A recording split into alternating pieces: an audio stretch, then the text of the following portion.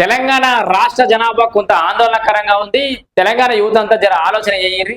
ఇక మేము లగ్గాలు చేసుకుంటాం కానీ పిల్లలు గానం ఉద్యోగాలు చేస్తాం, ఊటీకి పోయేస్తాం అప్పుడప్పుడు అని అంటే నడవది. రాష్ట్రం చాలా ప్రమాదకర పరిస్థితిలో ఉంది. రాష్ట్ర జనాభాలో 14.1% మంది వృద్ధులే ఉన్నారట మన రాష్ట్రంలో. అంటే జాతీయ సగటు కంటే కూడా ఎక్కువ ఉన్నటువంటి పరిస్థితి. సో భవిష్యత్తులో శ్రమశక్తి కానీ భారం కానీ మొత్తం ఆర్థికంగా కానీ అన్ని రకాలు కూడా భారం పడే అవకాశం ఉంది. ఎందుకంటే దీని ఏమంటారు, ఆర్థిక భారం అవుతుంది, శ్రమశక్తి భారం కూడా జరగబోతుంది. ఎందుకంటే ఇప్పుడు ఇక యూపీకి వెళ్ళి బీహార్కి వెళ్ళి లేబర్ వస్తారు, మా పొట్ట కొడుతున్నారు అంటే ఉండదు వాతావరణం. మనకు సరిపోతుంది. మన దగ్గర పని చేసేటోడు కరువు అయిపోయారు, యువత తక్కువైపోయింది. అందుకే ఇతర రాష్ట్రాల నుంచి మన దగ్గరికి వలస వస్తున్నటువంటి పరిస్థితి. సో జనాభా నియంత్రణలో మనం ఇదివరకు పాటించినటువంటి నియంత్రణ వల్ల కొంత ఇబ్బందిగా మారింది మన పరిస్థితి. దయచేసి వయసులో ఉన్న యువత అంతా కూడా పిల్లల్ని కనురు, తప్పేం లేదు.